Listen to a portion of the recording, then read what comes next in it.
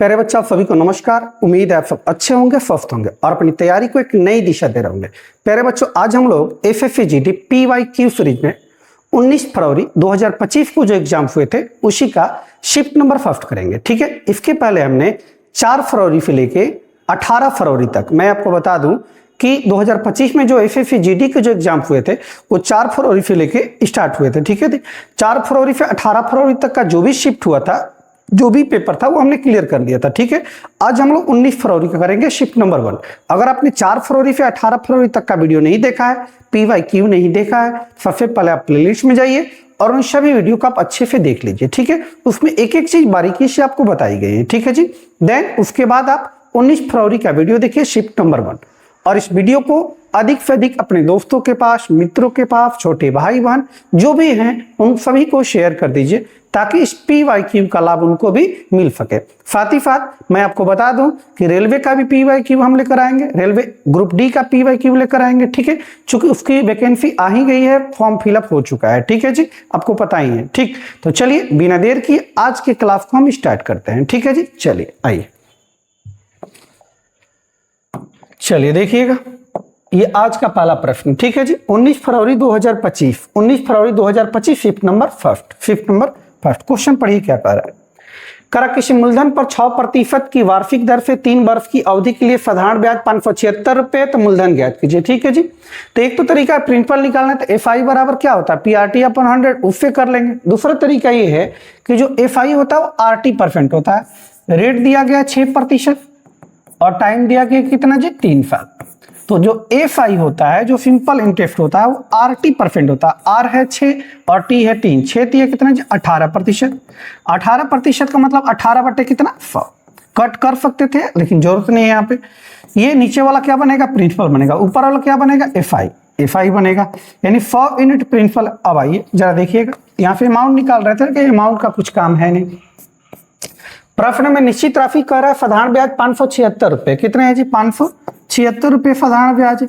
यहाँ देखिए साधारण ब्याज कितना है जी 18 यूनिट। 18 आपसे पूछा गया प्रिंसिपल, तो 100 यूनिट से गुना कर देंगे आप। ठीक है जी, आइए 18 से कटिए, 18 3 54, 18 3 54, 97 से 54 जाएगा 3 3 6 36, 18 दूनी 36, यानी 3200, यानी 3200। जो प्रिंसिपल रहा होगा वो कितना रहा होगा 3200। ऑप्शन नंबर क्या हो जाएगा डी हो जाएगा। इस प्रश्न का उत्तर क्या होगा ऑप्शन नंबर डी हो जाएगा। ठीक है जी, नेक्स्ट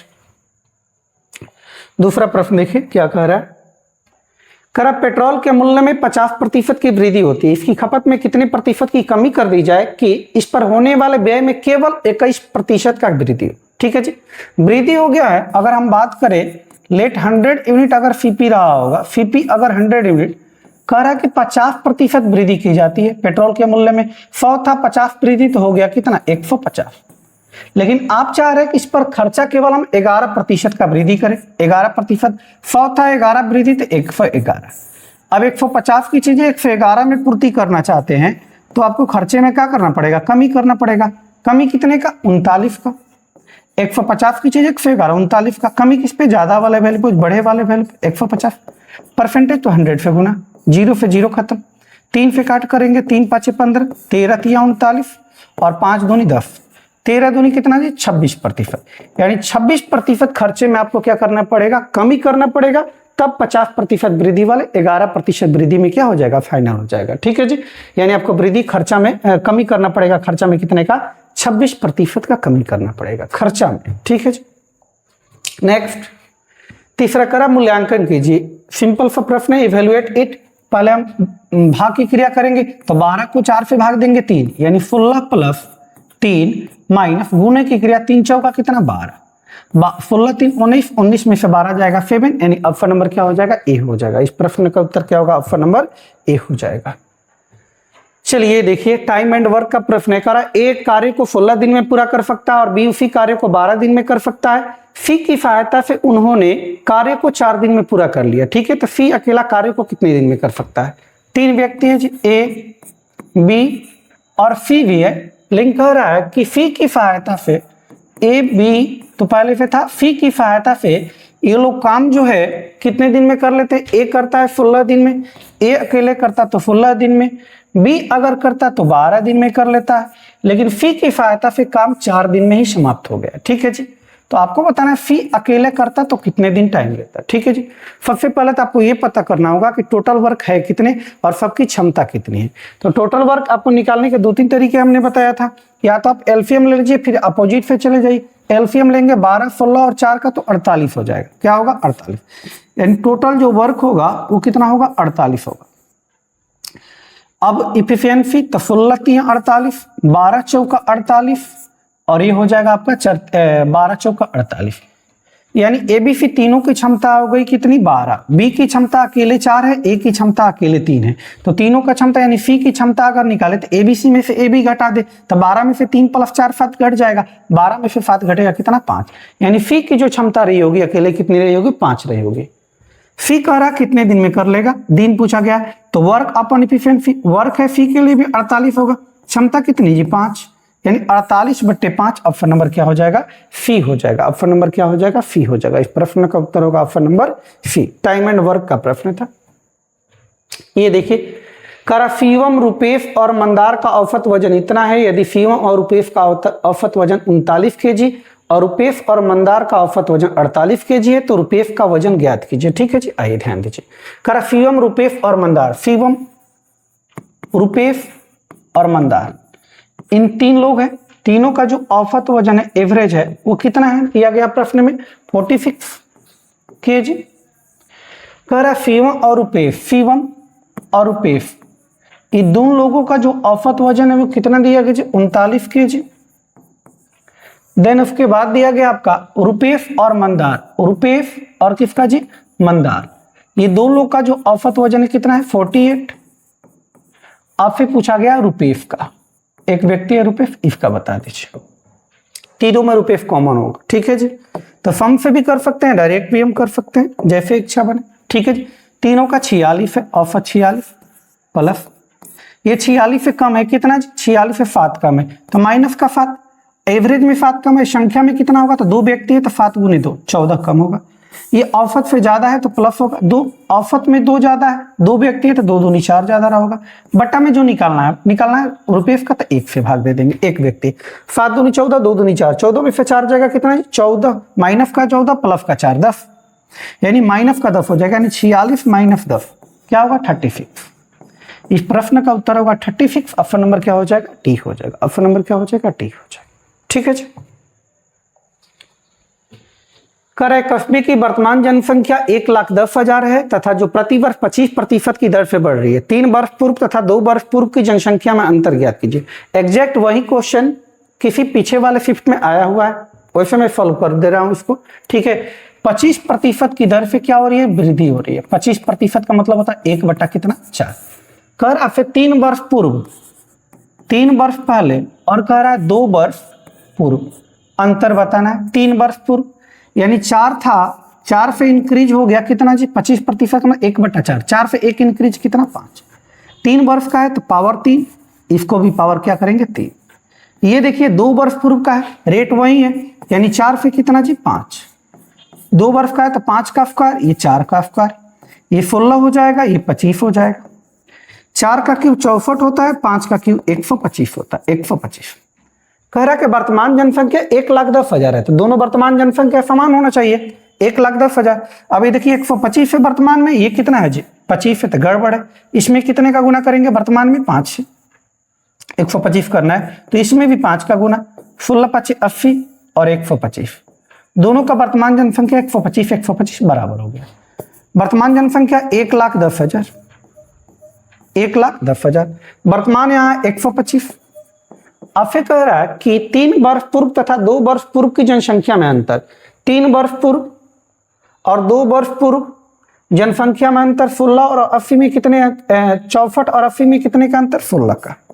बस कैलकुलेट कर लेना है, जो आएगा वही होगा। ठीक है जी, एक बात तो कंफर्म है, जो आंसर आएगा वो 4 का मल्टीपल होगा। किसका मल्टीपल होगा? 4 का। तो 4 का मल्टीपल ये नहीं है, ये नहीं है, ये नहीं है। ऑप्शन नंबर क्या हो जाएगा? डी हो जाएगा। इस प्रश्न का उत्तर क्या हो जाएगा? Option number D. अब गुना भी कर सकते थे, कोई दिक्कत नहीं है। मूल्यांकन कीजिए, इवेलुएट, सिंपल सा प्रश्न है। पहले हम भाग की क्रिया करेंगे, 4 हो जाएगा ये पार्ट, यानी 16 + 4 माइनस गुना होगा 4 × 3 = 12, 16 × 4 = 20, 20 में से 12 गया 8। ऑप्शन नंबर क्या हो जाएगा? ए हो जाएगा। इस प्रश्न का उत्तर क्या होगा? ऑप्शन नंबर ए हो जाएगा। ठीक है जी। चलिए नेक्स्ट, ये देखिए करा पीतल से बने एक अर्धगोलाकार कटोरे की आंतरिक त्रिज्या 3.5 सेंटीमीटर, रेडियस दिया गया आंतरिक त्रिज्या 3.5 सेंटीमीटर। करा 4 रुपये प्रति वर्ग सेंटीमीटर की दर से इसके अंदर टीन चढ़ाने की लागत कीमत, अच्छा 4 रुपये प्रति, इसके अंदर टीन चढ़ाना, और जो टीन चढ़ाने की लागत कीमत है वो 4 रुपये प्रति सेंटीमीटर, 4 रुपये प्रति सेंटीमीटर स्क्वायर है। तो कितना पैसा लगेगा ये पूछा गया है। सबसे पहला बात कि अर्धगोलाकार वक्रपृष्ठ क्षेत्रफल जो होगा वो क्या होगा जी, तो 2 पाई आर स्क्वायर, जो क्षेत्रफल होता है, क्षेत्रफल जो होगा 2 pi R square, 2 pi R square. उसका एरिया कितना है, 2 पाई की जगह कह रहा कि 22/7 आर स्क्वायर यानी कि 3.5 इंटू 3.5, ठीक है जी। अभी पॉइंट हटेगा तो बट्टा में क्या आएगा 10, यहां से पॉइंट हटेगा बट्टा में 10, 7 5 35 होता है जी, 5 दूनी 10 होता है, 2 से 2 खत्म, 5 से 5 7 35, 5 दूनी 10, 2 से 11, 11 7 कितना जी 77, यानी 77 सेंटीमीटर स्क्वायर, 77 सेंटीमीटर स्क्वायर। 4 रुपये प्रति मीटर है, 4 रुपये, तो 4 से गुना कर लेंगे आप। 7 का 28 का 8, हासिल 2, 7 का 28 2 30, 308 रुपये, 308 रुपये उसको क्या 308 रुपये टीन चढ़ाने में लग जाएंगे, ठीक है जी। ऑप्शन नंबर क्या हो जाएगा, सी हो जाएगा इस प्रश्न का उत्तर, ऑप्शन नंबर सी। ये देखिए कारण निम्नलिखित का मान ज्ञात कीजिए, ये दिया गया है, सिंपल सा प्रश्न है, ज्यादा मुश्किल है नहीं। यहाँ देखिए मझेला पोस्ट होगा, ये छूट गया, ठीक है, इसको सॉल्व कीजिए। 6 में से 5 जाएगा कितना जी 1, 1 2 गुने 1 कितना 2, 2 गुने 8 कितना 16, 16 माइनस 16 कितना 0, ये 0 हो जाएगा तो ये भी हो जाएगा 0/31 0 हो जाएगा, ये पूरा पार्ट कितना 0, तो 0 तो ये भी 0 हो जाएगा, 5 गुने 0 0 हो जाएगा। आइए ये 50 माइनस 7, 50 माइनस 7 गुने 2, 7 दूनी 14, 50 माइनस 14 कितना होगा 36, कितना 36, ऑप्शन नंबर क्या हो जाएगा बी हो जाएगा। इस प्रश्न का उत्तर क्या होगा, ऑप्शन नंबर बी हो जाएगा, ठीक है। नेक्स्ट, ये देखिए निम्नलिखित का मान ज्ञात कीजिए, find the value of the following, ठीक है। चलिए आइए, 16 में से 12 जाएगा 4, 4/4 कितना 1, 7/7 कितना 1, यानी पूरा जो मझेला कोष्ठ में है इसका वैल्यू कितना आएगा 1 आएगा, ठीक है जी। 19 8 है, 19 8 है, 9 8 है 72 का 2, ऑप्शन नंबर 19 8 152, ऑप्शन नंबर क्या हो जाएगा सी हो जाएगा। इस प्रश्न का उत्तर क्या होगा, ऑप्शन नंबर सी हो जाएगा, ठीक है जी।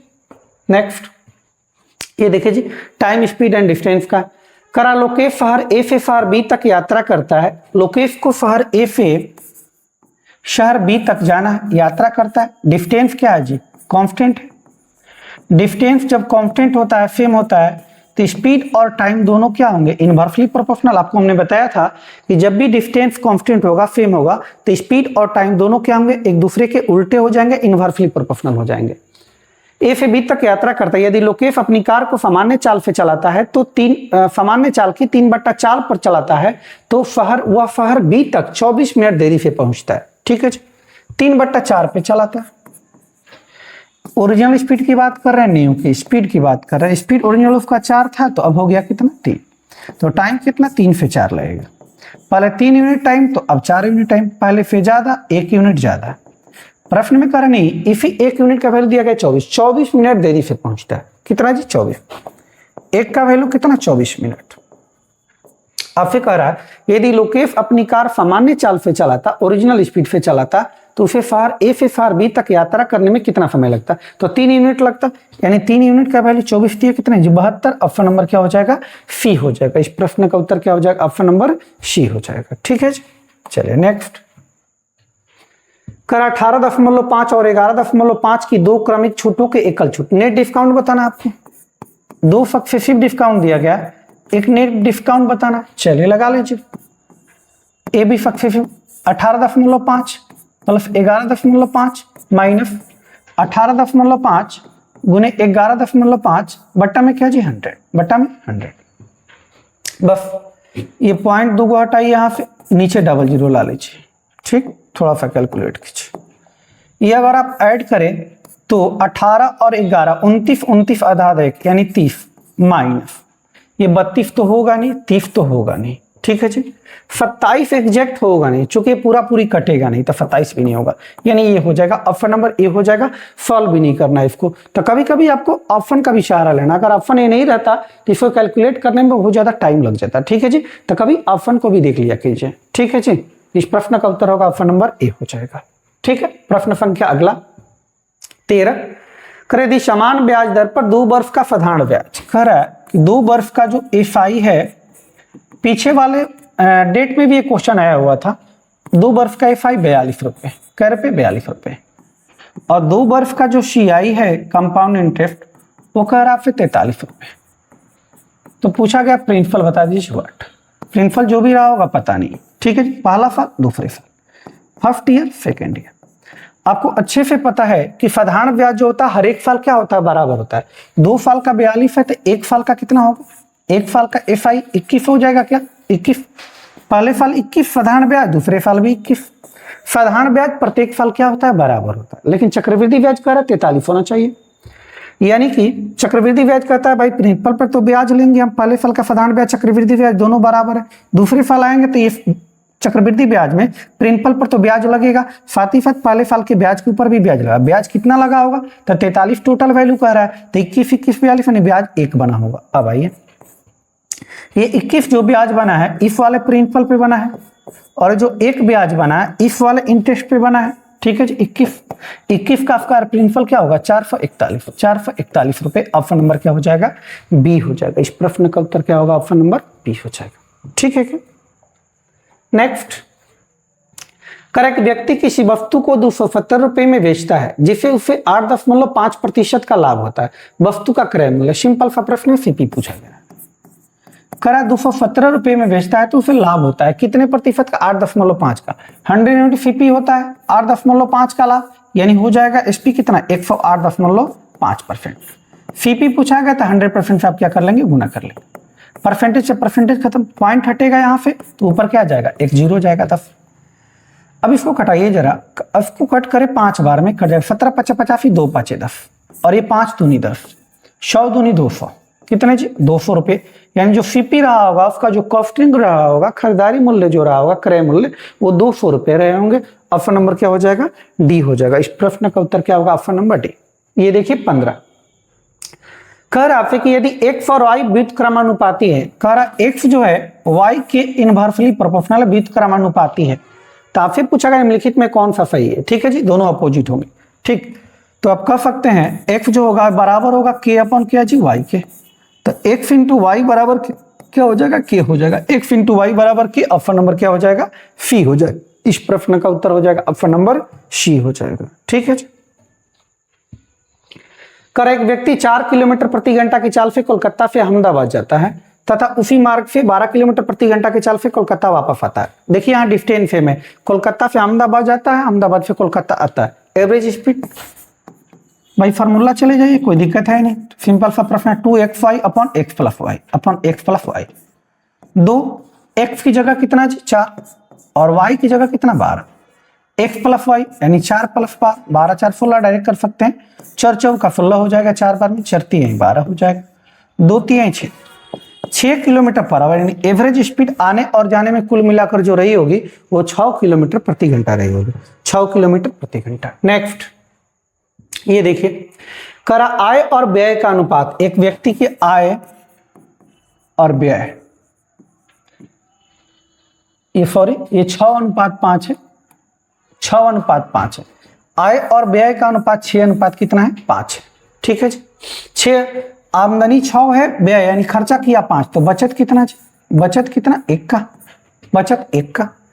आमदनी में से खर्चा 5, 6 में से 5 खर्चा, तो बचत कितना 1 का। अब कह रहा आय में 40% की वृद्धि, इसमें 40% इंक्रीज, 40% की वृद्धि तथा व्यय में 20% कमी। ये जो व्यय है 20% कमी होगा, ठीक है। यदि प्रारंभिक व्यय 4,50,000 तो अंतिम बचत बताइए। अब देखिए एक बात समझिएगा, यहाँ डायरेक्ट इसका 40% भी निकाल सकते, लेकिन अगर यहाँ पे 00 बैठा दे हर जगह तो कोई दिक्कत हो जाएगा। रेशियो में कोई दिक्कत नहीं होगा, 00 कट जाएगा, 6:5:1 ही हो जाएगा। अब इसका परसेंटेज निकालना आसान होगा, ठीक है जी। 40% वृद्धि, 600 था 40 वृद्धि, 6 चौका 24, 240 बढ़ गया, 240 क्या हो गया, बढ़ गया। 6 चौका 24, 6 सौ का 40%, 240, यानी आय कितना हो गया 840। 600 था 240 यानी 840। 840। अब कह रहा है कि व्यय 20% घट गया, तो 500 का 20% यानी 100 होता है, 5 गुनी 20%। 500 था 100 घट गया तो कितना जी 400, यानी आमदनी अब 840 में से 400 रुपये खर्चा हो गया, तो बचत कितना 440 का बचत। करा प्रारंभिक व्यय, शुरू में जो व्यय था वो 4,50,000 रुपये था। शुरू में व्यय जो था 4,50,000 रुपये था। ये देखिए आमदनी है, ये व्यय है। शुरू में व्यय कितना था 500, प्रारंभिक व्यय 500, ये तो नया वाला व्यय है। तो आपसे पूछा गया है कि अंतिम बचत बताइए। अंतिम में बचत कितना है जी 440 का।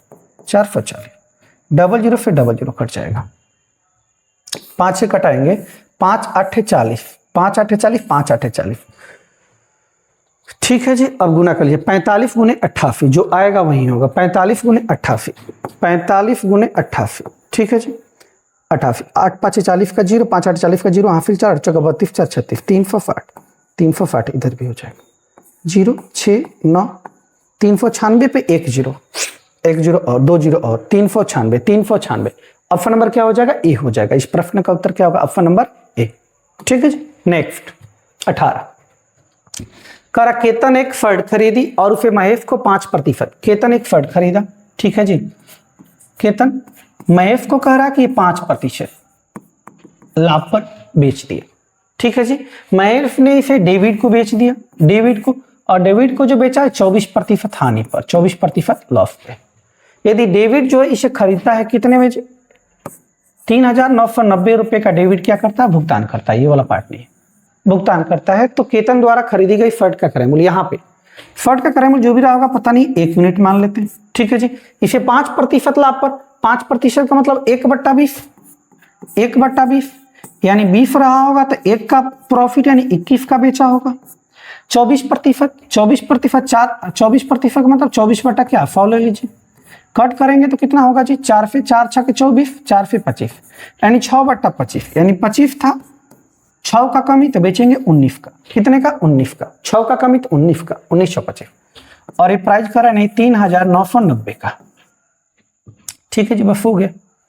कट कर लीजिए, अनुपात 1 बराबर क्या होगा 3990, ये उधर ले जाएंगे 25 दूनी यानी कर लीजिए 20 गुने क्या 25, अब अट्टे में क्या होगा 21 गुने कितना 19, 21 गुने 19। कट कीजिए जी, 19 दूनी 38, 19 दूनी 38 हो जाएगा, 19 से कम 19 1 0, 21 से 10 बार में 25 दूनी 50, 5000। ऑप्शन नंबर क्या हो जाएगा ए हो जाएगा। इस प्रश्न का उत्तर क्या होगा ऑप्शन नंबर ए 5000। ठीक है जी, इन्हें भुगतान किया होगा 5000। करा 19 क्रमागत प्राकृतिक संख्याओं का प्रकृति 19 गुण कै गो 19 19 एवरेज जो दिया गया इनका एवरेज 19 क्रमागत प्राकृतिक संख्याओं का जो औसत है 41 है। औसत यानी बीच वाला 19 का, इसका मतलब इधर कै गो रहा होगा इधर कै गो रहा होगा, एवरेज का मतलब बीच में 19 में से 9 इधर 9 संख्या इधर 9 संख्या इधर 9 9 18 एक बीच में 19। ठीक है जी, आपसे पूछा गया छोटी संख्या बताइए। एवरेज 41 है, छोटी संख्या पीछे रही होगी तो माइनस, एक प्राकृतिक संख्या है तो गैप 1 का रहा होगा कितना जी, पीछे 9 जाना है तो 9, यानी 41 माइनस 9 कितना जी 32। ऑप्शन नंबर क्या हो जाएगा ऑप्शन नंबर ए हो जाएगा। इस प्रश्न का उत्तर हो जाएगा ऑप्शन नंबर ए। आगे पूछता तो हम प्लस करते, पीछे इसलिए माइनस किए, एवरेज से पीछे जाना है तो माइनस, एवरेज से आगे जाना होगा तो प्लस करेंगे। ठीक है जी, अंतिम प्रश्न है आज का 19 फरवरी 2025 का अंतिम प्रश्न है 5 नंबर 1 का। कर 1 का 4%, सिंपल सा प्रश्न है 4%, 12 चौका 48, प्रतिशत हटेगा बट्टा में 100 आएगा, उधर जाएगा 12 पे 00। ऑप्शन नंबर क्या हो जाएगा बी हो जाएगा। इस प्रश्न का उत्तर हो जाएगा ऑप्शन नंबर बी।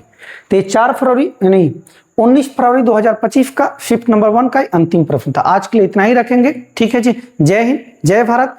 अगले क्लास में हम लोग 19 फरवरी 2025 का 5 नंबर 2 करेंगे। ठीक है जी, तब तक आप चीजों को रिवीजन करते रहिए अच्छे से और प्रयास कीजिए कि जो जीडी के एग्जाम है 2026 में जो जीडी के एग्जाम होने वाले हैं उसमें 20 में 20 क्वेश्चन आपको करके आना है। अगर PYQ आप करते हैं आप ढंग से तो मान के चलिए आपको 40 में 40 नंबर कोई रोक ही नहीं सकता है मैथ में। ठीक है, उसकी गारंटी है। तो PYQ पे आप विशेष ध्यान दीजिए। ठीक है जी, चलिए आज के लिए इतना ही। जय हिंद, जय भारत। ठीक है, चलिए।